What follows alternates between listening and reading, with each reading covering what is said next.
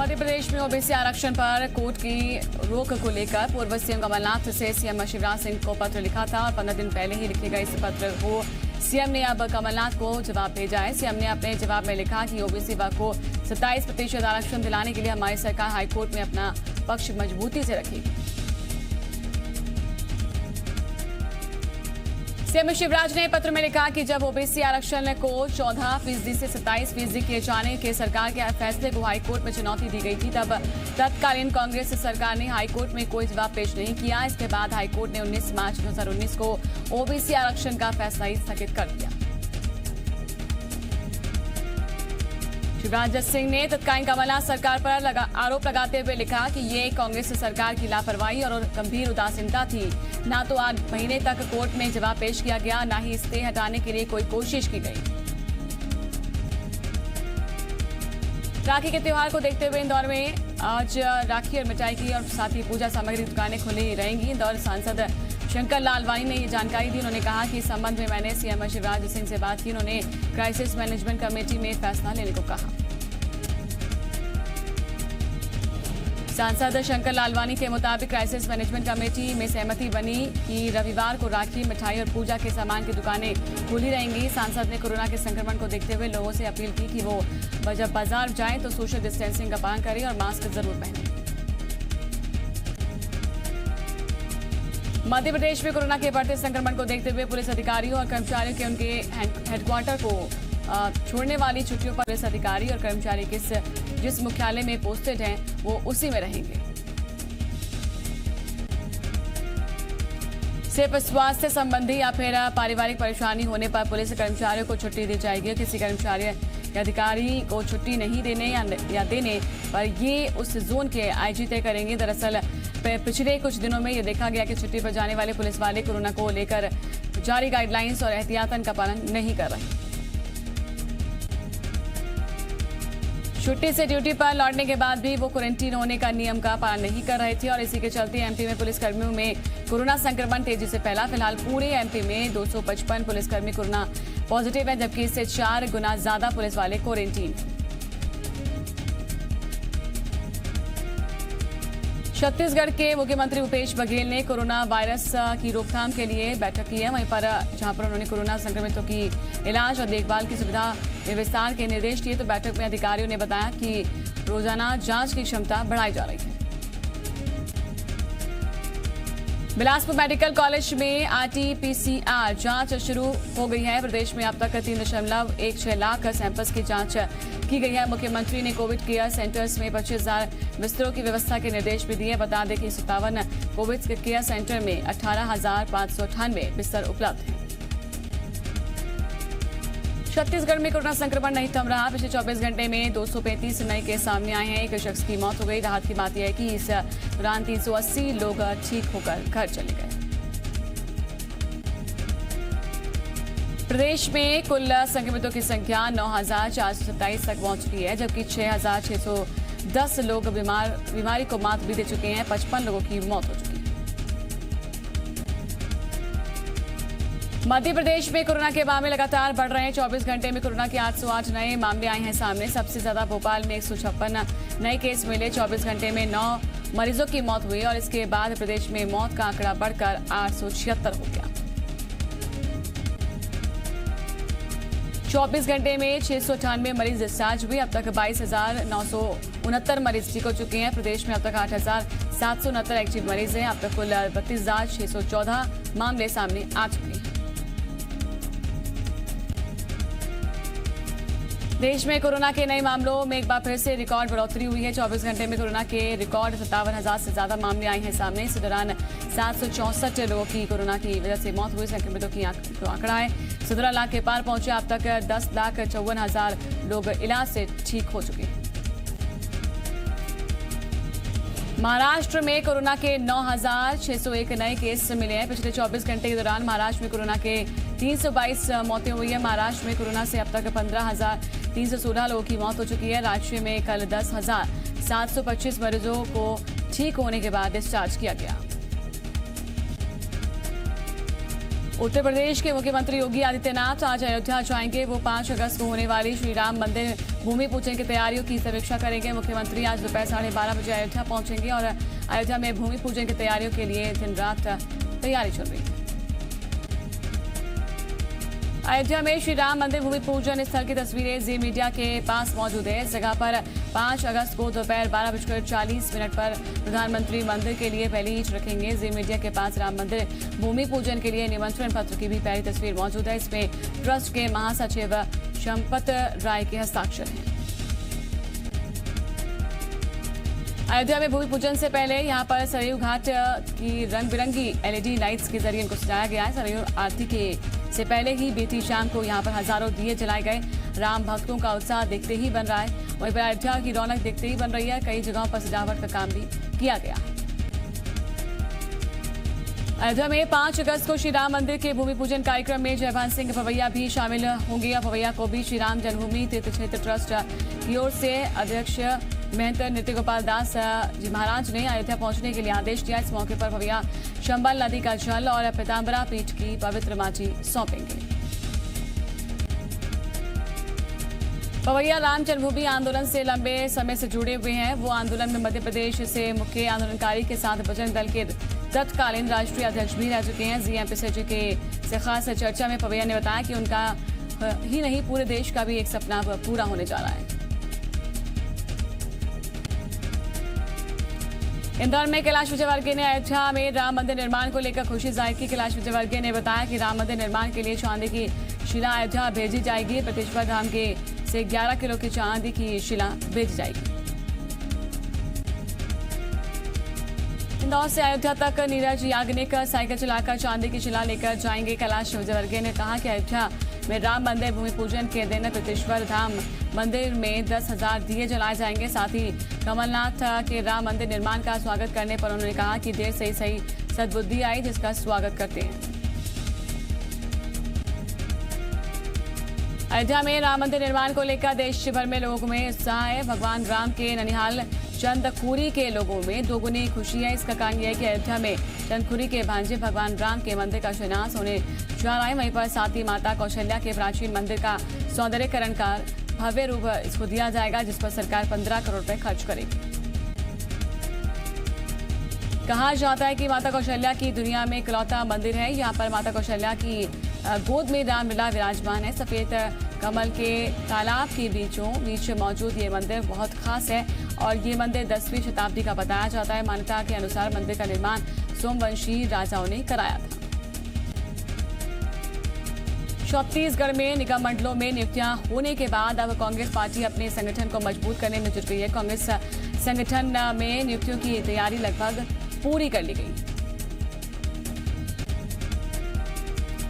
छत्तीसगढ़ कांग्रेस अध्यक्ष मोहन मरकाम अपनी टीम में उन नेताओं को तरजीह देंगे जिन्हें निगम मंडल में जगह नहीं मिल पाई। इसके साथ ही जातीय क्षेत्रीय संतुलन का भी पूरा ध्यान रखा जाएगा। कई मोर्चा प्रकोष्ठ और विभागों में नए चेहरों को भी कमान दी जा सकती है। छत्तीसगढ़ की राज्यपाल अनुसुईया उइके ने वन मंत्री मोहम्मद अकबर को पत्र लिखा है, जिसमें उन्होंने तेंदुपत्ता संग्राहकों के लिए फैसले को लेकर धन्यवाद दिया। राज्यपाल ने लिखा कि मेरे आग्रह पर तेंदुपत्ता संग्राहक परिवारों को अनुदान सहायता, नवीन योजना, बच्चों की लंबित छात्रवृत्ति प्रोत्साहन राशि तुरंत दी गई, जिसकी सराहना करती हूँ। छत्तीसगढ़ के सीनियर IAS अधिकारी अनिल टुटेजा ने भोपाल में एक पत्रिका पर मानहानि का दावा किया। अनिल टुटेजा ने भ्रामक खबरों को लेकर 1 करोड़ की मानहानि का नोटिस भेजा है। टुटेजा ने आरोप लगाया कि मैगजीन में उनकी पत्नी और बेटे के संबंध में द्वेषपूर्ण खबरें प्रकाशित की गई, जिसको आधार बनाकर आपराधिक मानहानि का नोटिस दिया गया है। MP सरकार ने आत्मनिर्भर भारत का रोडमैप बनाने के लिए 4 अपर मुख्य सचिवों को जिम्मेदारी दी है। वहीं पर सरकार ने निर्देश दिया है कि 15 दिनों में 3 साल का रोडमैप तैयार किया जाएगा।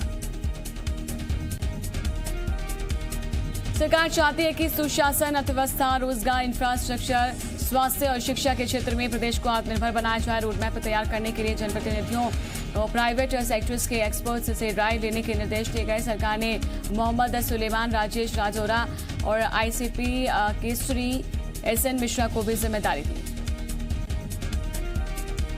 ग्वालियर विधानसभा क्षेत्र के आनंद नगर में लोगों ने उपचुनाव बहिष्कार का बैनर लगा दिया। बैनर में लिखा कि समय रहते अगर उनकी समस्याएं नहीं खत्म हुई तो आगामी उपचुनाव का बहिष्कार करेंगे। इसका पता लगते ही मंत्री प्रद्युम्न सिंह तोमर लोगों के मनाने के लिए पहुंच गए। उन्होंने कहा कि लोग जैसा चाहेंगे और कहेंगे वैसा ही समय पे वैसा ही काम किया जाएगा। भीड़ जुटाने और मास्क को निश्चय करने के सवाल को पर बचते हुए नजर आए। उन्होंने कहा कि ये कोई राजनीतिक कार्यक्रम नहीं है। उन्होंने कहा कि वो एक युवक की मौत के बाद परिजनों को सांत्वना देने के लिए आए थे। कुछ लोग समस्या लेकर खड़े थे तो उनकी बात सुनने के लिए रुक गया।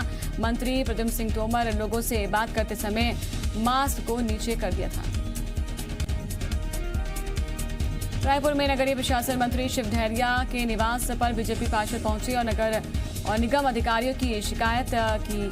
पार्षदों ने आरोप लगाया कि अधिकारी महापौर एजाज नेबर के नाम पर पैसा मांगते हैं। पार्षदों ने निगम अधिकारियों पर भ्रष्टाचार का आरोप लगाते हुए कहा कि सफाई ठेकेदारों से ये वर्क ऑर्डर के नाम पर मोटी रकम मांगते हैं।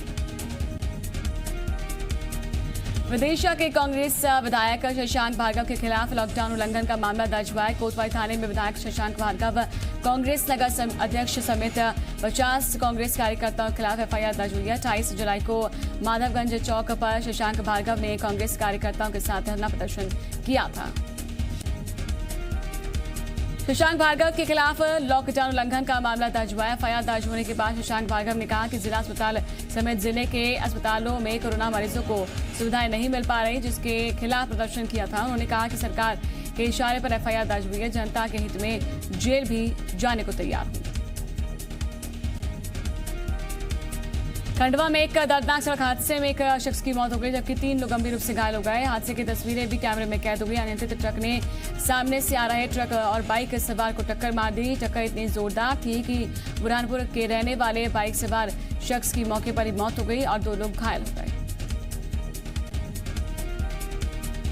हादसे के बाद दोनों घायलों को जिला अस्पताल में भर्ती कराया गया। घटना इंदौर इच्छापुर हाईवे पर छहगांव माखन से करीब 7 किलोमीटर दूर चमाटी फाटे की है। दरअसल ट्राले के पीछे चल रही मोटरसाइकिल सवार इसका वीडियो बना रहे थे और तभी ये ट्रक जो है दूसरी तरफ से आ रहे ट्रक और बाइक से टकरा गया। झाबुआ में चलते ट्रक में आग लग गई और जिसके बाद ट्रक चालक ने कूदकर अपनी जान बचाई। ट्रक में भरा सामान जलकर राख हो गया। पेट्रोल पंप के पास यह हादसा हुआ। कह सकते हैं कि एक बड़ा हादसा हो सकता था जो कि टल गया। ट्रक गुजरात से इंदौर की तरफ जा रहा था। कडावद बड़ी गांव की ये पूरी घटना बताई जा रही है। दंतेवाड़ा में 8 लाख के नामी नक्सली ने सरेंडर कर दिया। मल्ला तामो भैरमगढ़ एरिया में वेस्ट बस्तर डिवीजन कमेटी में डिप्टी कमांडर था जिसने सीआरपीएफ के डीआईजी और दंतेवाड़ा एसपी के सामने सरेंडर कर दिया। मल्ला तामू को उसकी बहन ने प्रोत्साहित किया। तामू ने 13 साल बाद पुलिस के सामने अपनी बहन से राखी बंधवाई। सुरक्षा बल इसे बड़ी कामयाबी मान रहे हैं। बिलासपुर में ऑनलाइन ठगी का मामला सामने आया है। पूरी घटना सकरी थाना क्षेत्र के उसलापुर निवासी शेदीलाल पटेल के साथ हुई है। उन्हें कॉल आया कि उनका नंबर लकी ड्रॉ में आया, उन्होंने कार जीती। फोन पर बात कर रहे शख्स ने उनका खाता नंबर और एटीएम नंबर पूछकर अलग अलग ट्रांजैक्शन से 14.5 लाख रुपए की ठगी की है। जबकि शेदीलाल को ये बात पता चली तो उन्होंने टेली फ्रॉड कॉलर के खिलाफ केस दर्ज किया। धोखाधड़ी का मामला दर्ज कर पुलिस जांच में जुट गई है। रतलाम के जावरा में किराना व्यापारी को धमकी देकर फिरौती मांगने और फिरौती न देने पर फायरिंग करने वाले गिरोह के मास्टरमाइंड को पुलिस ने गिरफ्तार किया। आम जनता ने बदमाशों का खौफ कम करने के लिए आरोपी अरबाज लाला का पैदल जुलूस निकाला गया और पिटाई भी की गई। फिरौती गिरोह के 5 सदस्य पहले ही गिरफ्तार हो चुके हैं। 14 जुलाई को दुकान पर बैठे व्यापारी पर फायरिंग की गई थी और पैर में गोली लगने के बाद अस्पताल में भर्ती कराया गया था, जहां पर अभी भी इलाज चल रहा है। मंडला में बारिश न होने से जिले में सूखे जैसे हालात है। किसान परेशान है। यदि बारिश नहीं हुई तो उनकी फसलें सूख जाएंगी। बारिश नहीं होने से खेतों में दरार पड़ गई है। वहीं पर धान के पौधे पीले पड़ने लगे हैं। बता दें कि यहाँ पर 80% लोग कृषि पर निर्भर हैं। जिले में सिंचाई के साधन का भी अभाव है। यही वजह है कि किसान बरसात और भगवान के भरोसे हैं। किसानों का कहना है कि अगर बारिश नहीं हुई तो हालात बद से बदतर हो जाएंगे। टीकमगढ़ में बारिश की बेरुखी से किसान परेशान है। खरीफ की फसल सूखने की कगार पर आ गई है। पानी नहीं मिलने से खेत में दरार पड़ गई है, वहीं पर फसल पीली पड़ गई। इलाके में सामान्य से भी कम बारिश हुई है और किसानों को ऋण चुकाने के लिए चिंता बताने लगी है। बुरहानपुर में मां बेटी के साथ गैंगरेप की वारदात सामने आई है। पूरी घटना बोदरली गांव के पास पिपल गांव गिट्टी खदान किया। यहां पर लूट के इरादे से आधा दर्जन बदमाश पहुंचे। पहले तो उन्होंने खदान के चौकीदार से मारपीट कर पैसे छीन लिए। इसके बाद चौकीदार की पत्नी और बेटी के साथ रेप की वारदात को अंजाम दिया। छतरपुर में एक पुलिस कांस्टेबल पर छात्रा का शारीरिक शोषण करने का आरोप लगाया। छात्रा की शिकायत पर कांस्टेबल जवाहर के खिलाफ रेप का मामला दर्ज कर लिया गया। छात्रा ने अपनी शिकायत में बताया कि कांस्टेबल ने उसे शादी का झांसा दिया, लेकिन बगैर शादी के पीड़ित ने एक बच्चे को जन्म दिया। बाद में पता चला कि कांस्टेबल पहले से शादीशुदा है और अब कांस्टेबल और उसकी पत्नी पीड़िता और उस बच्चे की हत्या की धमकी देते हैं। शिकायत के बाद मामला दर्ज कर लिया गया और एसपी ने उसे निलंबित कर दिया। बुरहानपुर में विवादित जमीन की नफ्ती के दौरान लोगों को धमकाने वाले कोलोनाइजर संदेश माहेश्वरी को गिरफ्तार कर लिया गया। कोलोनाइजर ने न सिर्फ लोगों से अभद्रता की बल्कि धमकी देते हुए कहा कि मैं यहाँ के कलेक्टर हूँ। यहाँ का शिकायत के बाद कलेक्टर प्रवीण सिंह ने मामले को संज्ञान में लिया और कार्रवाई की। खरगोन में बैंक एजेंट को गोली मारकर लूट की वारदात सामने आई। पुलिस को मामले में सफलता हाथ लगी है। 2 आरोपियों को गिरफ्तार किया गया है। उनके पास से लूट की रकम 25,500 रुपए और पिस्टल भी जब्त की गई।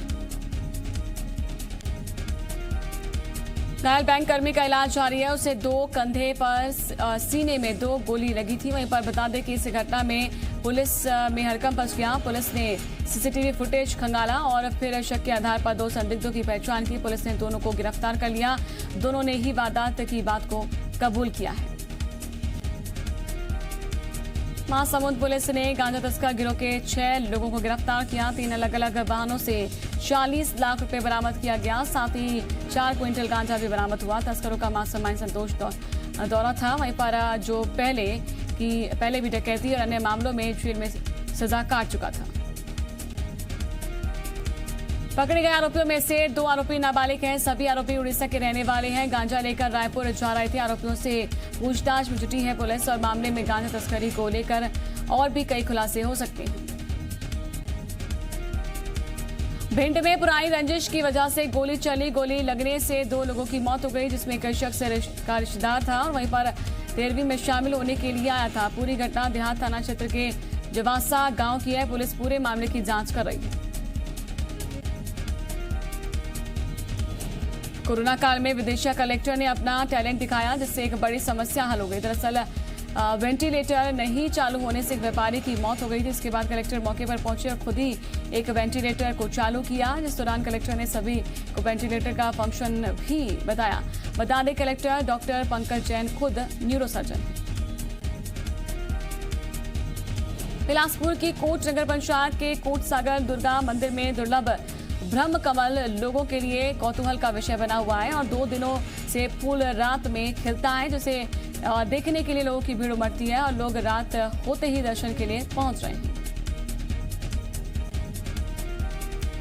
आमतौर पर ब्रह्म कमल हिमालय की वादियों में मिलता है लेकिन यहाँ इसे देखने के लिए बड़ी संख्या में लोग आ रहे हैं। ये फूल रात में खिलता है और सुबह अपने आप बंद हो जाता है। मान्यता है कि इसमें खुद देवता का वास होता है। दर्शन मात्र से अनेक इच्छाएं पूरी हो जाती हैं। बिहार पुलिस ने कहा कि सुशांत खुदकुशी मामले को लेकर अभिनेत्री रिया चक्रवर्ती उनकी निगरानी में है। बिहार पुलिस ने इसे लेकर फिल्म निर्देशक रूमी जाफरी से भी पूछताछ की है और बिहार पुलिस टीम ने मुंबई पुलिस से सुशांत की मैनेजर रही दिशा सालियान की मौत से जुड़ी जानकारी मांगी। सुशांत केस के दस्तावेज बिहार पुलिस को देने पर महाराष्ट्र सरकार कानूनी राय ले रही है। बिहार पुलिस का कहना है कि इन्हें सुशांत केस से जुड़े कोई भी दस्तावेज मुंबई पुलिस ने नहीं दिए हैं। इसी बीच अभिनेता सुशांत सिंह राजपूत की पोस्टमार्टम रिपोर्ट की कॉपी सार्वजनिक हो गई और रिपोर्ट में दम घुटने को मौत की वजह बताया गया। बिहार के मुख्यमंत्री नीतीश कुमार ने कहा कि उनका सहयोग करना मुंबई पुलिस का कानूनी कर्तव्य है। नीतीश कुमार ने सुशांत सिंह राजपूत के पिता से कहा कि अगर वो सीबीआई जांच चाहते हैं तो बिहार सरकार पूरी कोशिश करेगी कि सीबीआई जांच हो। बिहार के कई नेता इस केस में सीबीआई की मांग कर रहे हैं। राजस्थान के मुख्यमंत्री अशोक गहलोत ने प्रधानमंत्री नरेंद्र मोदी से अपील की कि राज्य में जो भी तमाशा हो रहा है उसे बंद करवाएं। पिछले दिनों सीएम अशोक गहलोत ने विधायकों की खरीद फरोख्त का दावा किया था। उन्होंने कहा था कि जब से विधानसभा सत्र बुलाने की घोषणा हुई है, खरीद फरोख्त का रेट बढ़ गया है। राजस्थान के मुख्यमंत्री अशोक गहलोत के आरोपों पर बीजेपी ने जवाब दिया है। केंद्रीय मंत्री कैलाश चौधरी ने कहा कि जनता का विश्वास राजस्थान सरकार से उठ चुका है और मुख्यमंत्री को भी विधायकों पर भरोसा नहीं है। भारत के खिलाफ चीन ने एक बार फिर से चालबाजी की है। चीन ने उत्तराखंड में लिपुलेख के पास 1000 से अधिक सैनिक तैनात कर दिए और सूत्रों के मुताबिक लिपुलेख के पीएलए की एक बटालियन मौजूद बिल्कुल नजदीक है। वहीं पर चीन ने एलएसी के पास ऐसे सैनिकों को हटाने की बात कही थी, लेकिन अब तक ऐसा नहीं हुआ। संयुक्त राष्ट्र ने कहा कि वो नेपाल के नए नक्शे का आधिकारिक इस्तेमाल नहीं करेगा। नेपाल ने हाल ही में अपना नया नक्शा जारी किया है, जिसमें उत्तराखंड के एक हिस्से को नेपाल का बताया गया। खबर यह भी है कि नेपाल अपने नए नक्शे को यूएन में भेजने वाला है। प्रधानमंत्री नरेंद्र मोदी ने 34 साल बाद बनी शिक्षा नीति की तारीफ की है। प्रधानमंत्री ने वीडियो कॉन्फ्रेंसिंग के जरिए हुई बातचीत में कहा कि नई शिक्षा नीति में पहले की कमियों को दूर किया गया है और ये युवाओं की उम्मीदों को पूरा करेगा। तमिलनाडु की पार्टी डीएमके ने नई शिक्षा नीति पर सवाल खड़े किए हैं और एमके स्टालिन ने कहा कि बीजेपी की अगुवाई वाली एनडीए सरकार हिंदी और संस्कृत थोपने की कोशिश कर रही है। स्टालिन ने कहा कि वो इसके खिलाफ आवाज उठाएंगे। अभिनेता अमिताभ बच्चन ने अमर सिंह के निधन पर ब्लॉग लिखा। अमिताभ बच्चन ने लिखा कि दुख भर गया, सिर झुक गया है, केवल प्रार्थनाएं बची हैं। बेहद करीबी शख्सियत, बेहद करीब रहने वाला रिश्ता, वो महान आत्मा नहीं रही। अभी अमिताभ ने अपनी एक झुके हुए सिर वाली तस्वीर भी शेयर की। राज्यसभा सांसद अमर सिंह के निधन पर प्रधानमंत्री ने दुख जताया। प्रधानमंत्री ने ट्वीट किया, अमर सिंह एक ऊर्जावान व्यक्ति थे और पिछले कुछ दशकों से उन्होंने बड़े राजनीतिक घटनाक्रम देखे। वो जीवन के हर क्षेत्र में दोस्ती के लिए जाने जाते थे।